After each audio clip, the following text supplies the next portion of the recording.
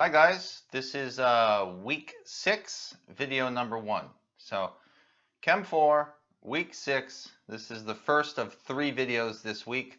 This video is all Lewis structures, start to finish, how to draw the Lewis structures, okay? Has nothing to do with Vesper theory yet, that's the next video. Right now we're just learning how to draw Lewis structures, which is how to connect the atoms properly when drawing a structure in 2 dimensions, like on paper. All right, so top of page 1, it says rules for drawing Lewis structures, okay? So before we list the 5 rules with examples, we'll do 6 examples all the way throughout. Before we list the 5 rules with examples, remember these 3 general things. Hydrogen and the halogens, I, F, Br, and Cl, they only make one bond. So you're only going to see one dashed line to them for the most part. They only make one bond. They have one dashed line coming off of them. They like to be on the end or the outside of the atom. Second thing to remember, don't put more than 5 bonds around the central atom. So 4 connections, right? 4 bonds, up, down, right, left, maximum. Don't put more than 4 bonds around the central atom unless the atom is period 3 or lower. So that unless statement we won't need to worry about too much. In general, don't put more than 4 bonds around the central atom. All right, the third bullet point to remember before we get into the rules, a bond, and I got an example bond there, X dash X. That dash, by the way, is a covalent bond. Lewis structures are drawn for covalent molecules, not ionic, and they count as 2 valence electrons shared by each atom contributing to the bond. All right, so here are the rules with examples as we go. We got 5 rules. Rule number 1, determine the total number of valence electrons in the atoms to be combined. So valence electrons, remember, you look at the group number, the vertical group number that the atom is in. If it's group 1 or 2, it's got 1 or 2 valence electrons. If it's group 13, 3 valence electrons. Group 16, 6 valence electrons. All right, so groups 13 through 18 then would have 3 through 8 valence electrons respectively. Example 1, CH3I, carbon, 4 electrons. Hydrogen total, 3 times 1 electron. Iodine, group 17, 7 electrons. Example 1, CH3I has 14 total electrons. CClH3 in the same way also has a total number of valence electrons, okay? So this is rule number 1. You notice I'm not going straight into the structure. I'm just counting up the total number of valence electrons. I and Br are both group 17, so 7 valence electrons each, total of 14. NH3, nitrogen 5, hydrogen 1, 3 times is 8. All of these circled electron counts are the total number of valence electrons. It should always be an even number, okay? All right, so those 6 examples, I've just looked at their group numbers and I've added up the total valence electrons. Rule number 2, arrange the atoms to form a skeleton structure. This is like an outline of the way we think it's going to look. Arrange the atoms to form a skeleton structure for the molecule. If carbon is present, it's the central atom, all right? So if carbon is in our molecule, we make it the central atom. Otherwise, the least electronegative atom is our central atom. Don't worry too much about that last sentence. By and large, we will kind of just through symmetry know who the central atom is going to be. All right, so arrange the atoms to form a skeleton structure for the molecule. If carbon is present, it's the central atom. You never want hydrogen or the halogens to be a central atom. And then the last statement there, then connect the atoms with electron pair bonds. So CH3I, make my connections. For example 2, this is CClH3, make my connections. Just making connections, right, with bonds. Each bond is 2 electrons. IBr, Well, IBR, there's no other way to connect it. There's no true central atom with IBR. You need 3 atoms to have a central atom. In example 4, I put my N in the middle and I put my H's. I spoke my H's out, up, down, right, left, either way I want. All right, so for example 5, how am I going to make the connections? Well, I put boron in the middle, and if I think symmetry, I just put my H's on 1. I put 1 up, right, left. You could have put 1 down, it doesn't matter. Example 6, sulfur with hydrogen on the outsides. Now, why did I put them on the outsides? Well, you want to get in the habit of putting atoms as far away from each other as possible, because those 2 dashes are an electron pair, and electrons repel each other. So I put my dashes away from each other with the HSH. Rule number 3, freely add lone pairs of electrons. Always add them in groups of 2. Whenever you add lone pairs to a molecule, you add them in little sets of 2, little double dots. Always. Never add single electrons. Freely add lone pairs of electrons, which is 2 electrons, so that all atoms are happy with 8 electrons around them. Okay, now remember some exceptions. Hydrogen only likes to have 2 electrons around it. Boron only likes to have 6 electrons around it. All right, so I'm going to write that down now. This is called the octet rule. Everyone likes to have 8 electrons around them total. But don't forget that hydrogen only wants 2 electrons. Boron only wants 6 electrons in order to quote unquote be happy with 8. Now at this point in time, we are ignoring group number 1, rule number 1, and the number of valence electrons. We're just trying to make everyone happy. Then we're going to check the electron count to see if it matches rule number 1.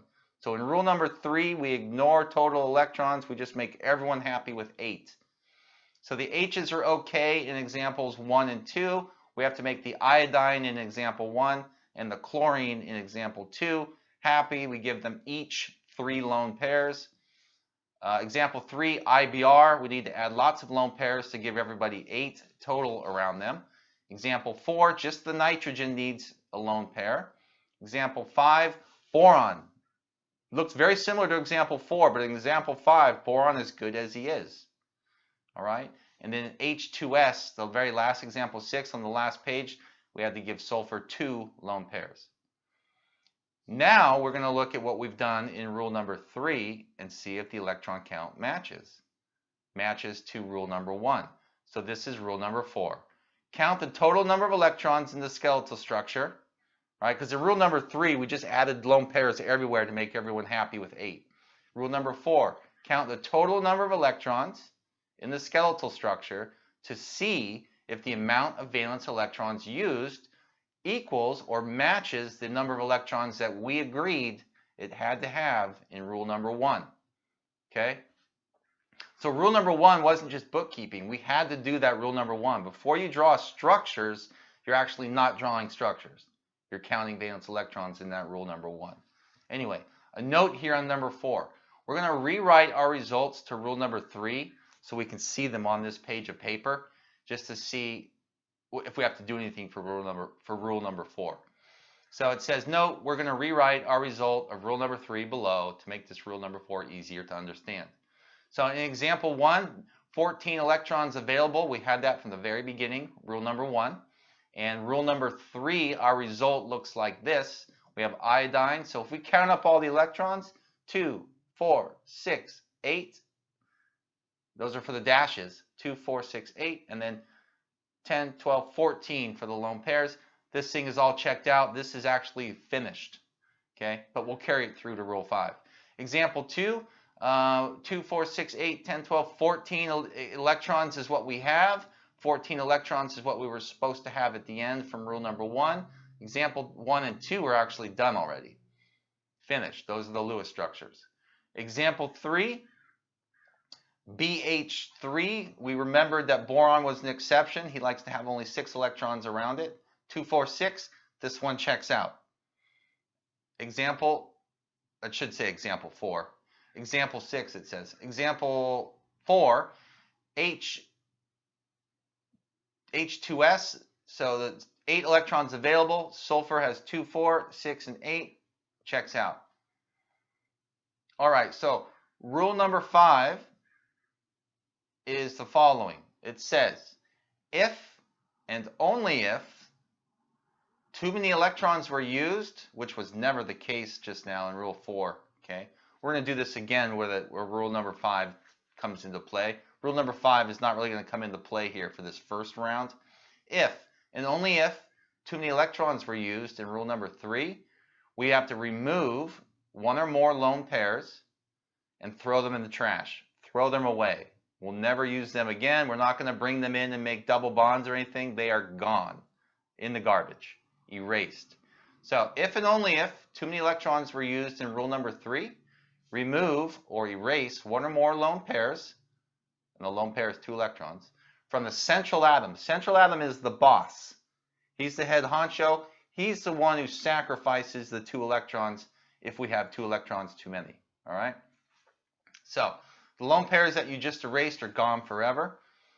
And then it says there in the little bullet point, it says now, move one or more lone pairs to existing single bonds to make double or triple bonds.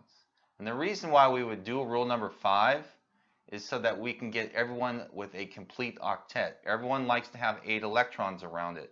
But sometimes when I apply Rule number 5 and erase some electrons, some of the other atoms get screwed and they don't have 8 electrons around them. All right, so for most of this first round, these 6 examples, Rule number 5 is not necessary. But later in this exact video, I'm going to do some where Rule 5 is needed. That's when we have double bonds and triple bonds. So you can see as I'm going through these examples down below right here, Rule number 5 not necessary for example 1. Rule number 5 is not necessary for example 2. Why is it not necessary? Well, because my electron count from the end of Rule number 4 matches Rule number 1 electrons available. CH3I, 2, 4, 6, 8, 10, 12, it's got 14. Done. Example 2, CClH3, 2, 4, 6, 8, 10, 12, 14. So in example 2, I've got the proper number of electrons already that I need for Rule number 1. Rule number 5 is not necessary for example 3. IBR is finished. I put a box around the finished Lewis structures here for examples 1, 2, 3, and 4. The NH3, 2, 4, 6, 8, and that matches Rule number 1. So these are finished. I have not had to apply Rule number 5 there. I just basically rewrote my results from Rules 3 and 4. You're going to find out in example 5 and example 6 that we don't have to apply Rule number 5. So the Lewis structure is just as is. BH3, 2, 4, 6 electrons. Everyone's happy. The hydrogens only have 2 electrons. That makes them happy. And Rule number 5 is not necessary for example 6. So my final Lewis structure is H-S-H with 2 electrons, 4 electrons around sulfur. Those are 2 lone pairs. Now, why did I just do Rule number 5 and then not apply it? Now I'm going to do a second round where the molecules are a little more difficult, and now we're going to apply the rules. Okay, so this says right here, repeat.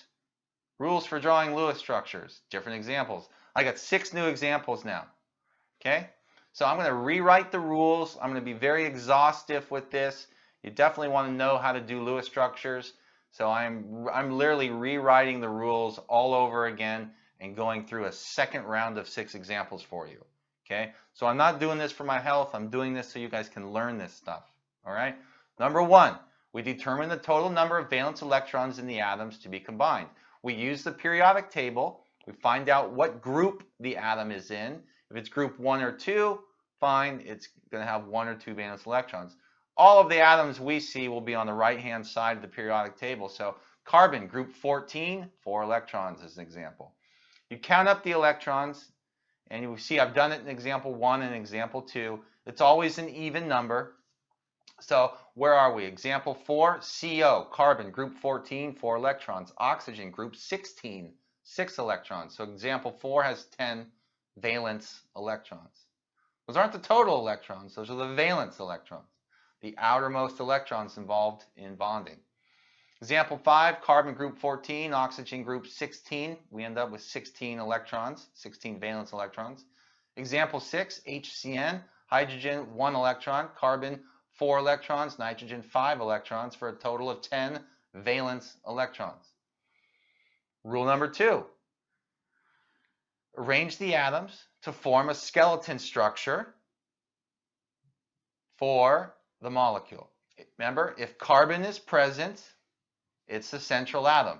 Otherwise, it's the least electronegative element. But if you think symmetry, and if you think the way, and if you look at the way the molecule is written, you can kind of, I don't want to say sound out, feel out, but if you just think symmetry, symmetry will help you rather than use this least electronegative term.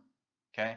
But I do have to put that in because that is the rule. So rule 2, arrange the atoms to form a skeleton structure. You're thinking symmetry, all right?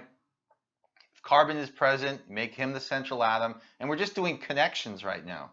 Rule number 2, there's no lone pairs involved. Skeleton structure is just making bonds, those little dashed lines that represent 2 shared electrons. All right, so for example 1, I just put my carbon in the middle. I put 3 H's around the carbon. I attach an N and 2 H's around the N. I could feel that's kind of how it was going to look just based on the way the molecular formula was written for me. Example 2, carbon in the middle, attach an O and H, thinking symmetry. Example 3, 2 carbon center here, right? There's no real center in example 3. I have a 2 carbon center, but I'm thinking symmetry, so I put an H off of each carbon, all right?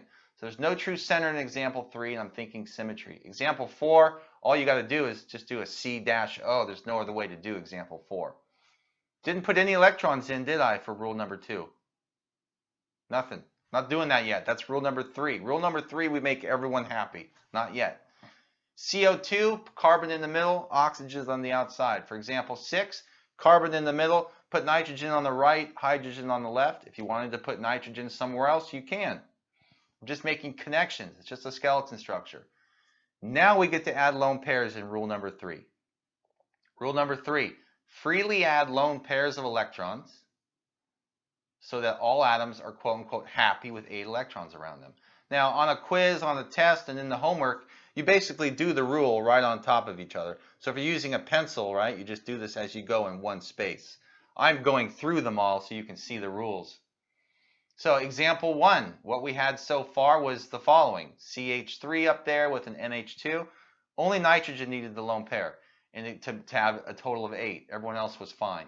Example 2, carbon needs 1 lone pair. Oxygen needs 3 lone pairs so that everyone's happy with 8 electrons. In example 3, each carbon needs 2 lone pairs. In example 4, carbon needed 3 lone pairs and oxygen needs 3 lone pairs.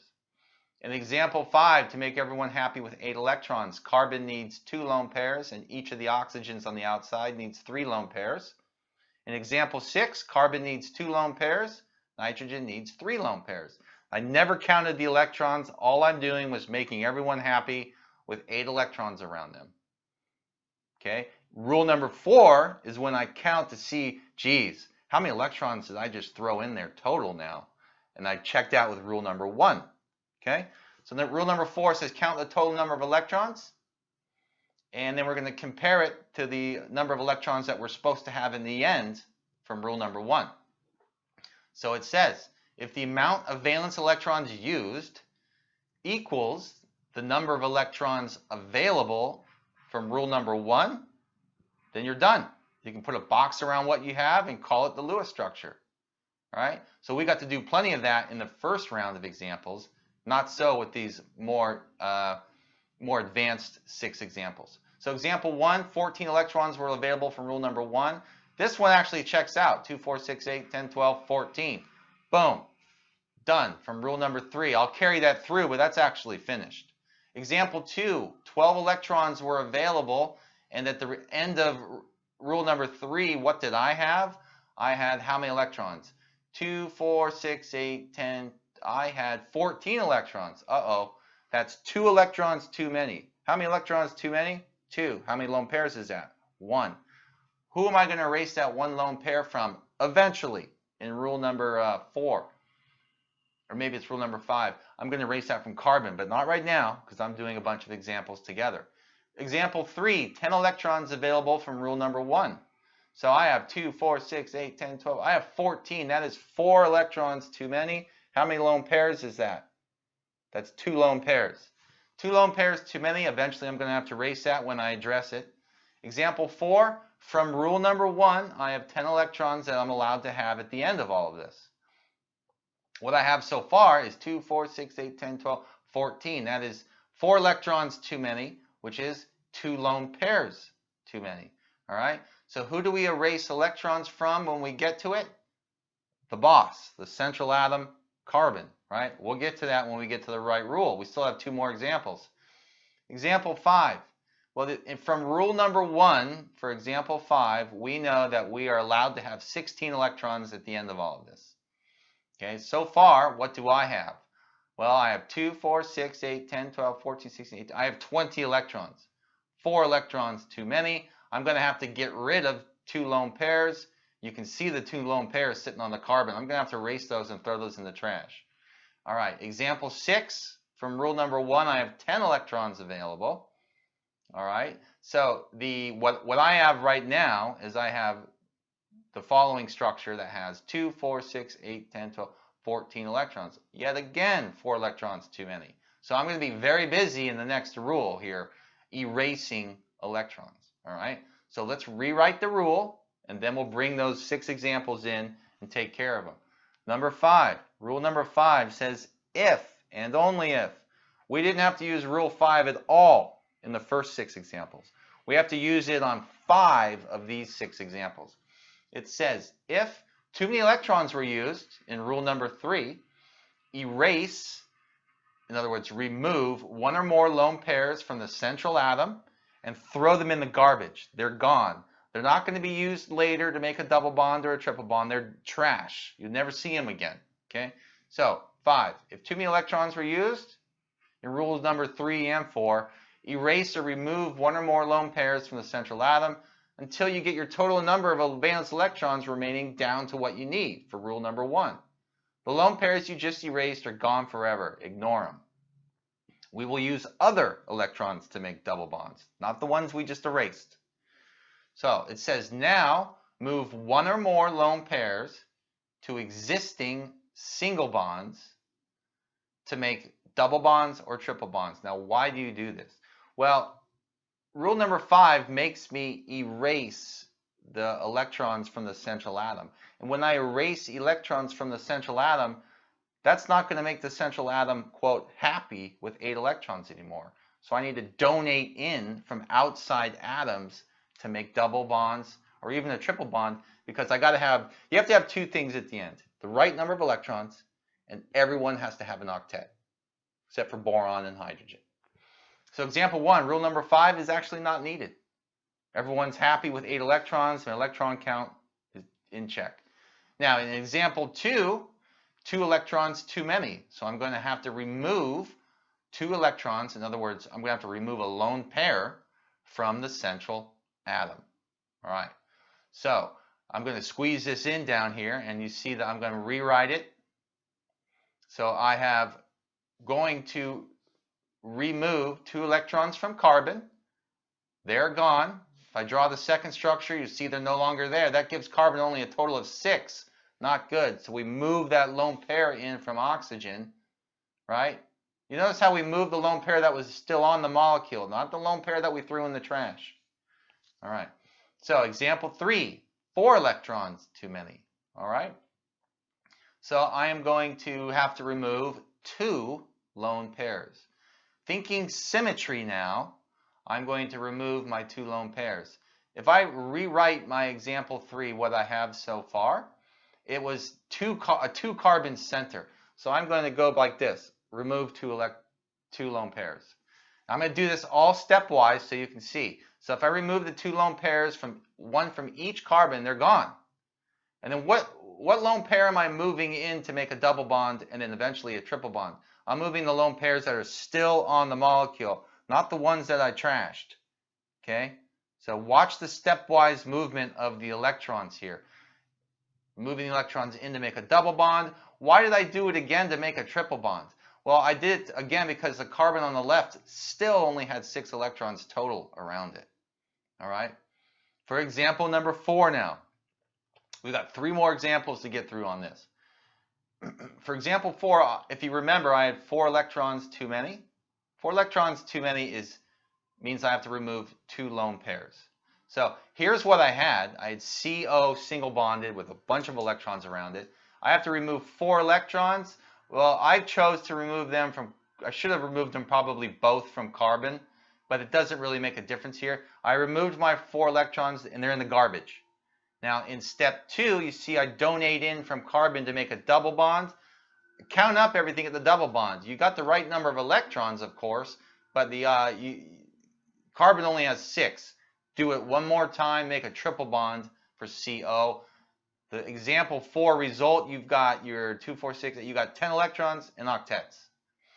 Example 5, okay, 4 electrons too many. We remove both of them from carbon, and then we're going to think symmetry. We're not going to keep a single bond, triple bond. We're going to donate in each time to make a double bond. Why do I have to make 2 multiple bonds? I got to get carbon a total of 8 electrons around it. At the end of a Lewis structure, you have to have the right number of electrons from rule 1, and everyone has to have their octet satisfied. Okay? All right. Example number 6. We're almost home. Long video. So 4 electrons too many in example 6. So we're going to remove 2 lone pairs. Okay? Starting to sound like a broken record here. We remove the 2 lone pairs from central atom carbon. You'll notice I've done that in the very first step. In the second step, I donate in from a nitrogen. I could have donated in from any of the 3 electron pairs. And I have a double bond. The double bond isn't enough because carbon only has 6 electrons. Try it one more time. There you have H single bonded to carbon with a triple bond N. 2, 4, 6, 8, 10 electrons from rule number 1. Everyone's got an octet satisfied, which is 8 electrons around it, except for hydrogen, who likes 2. So this is how you do Lewis structures. Okay? Lots of homework problems on this. You need to know how to do this. All right? So I'll see you in the next video. We'll talk about VSEPR theory.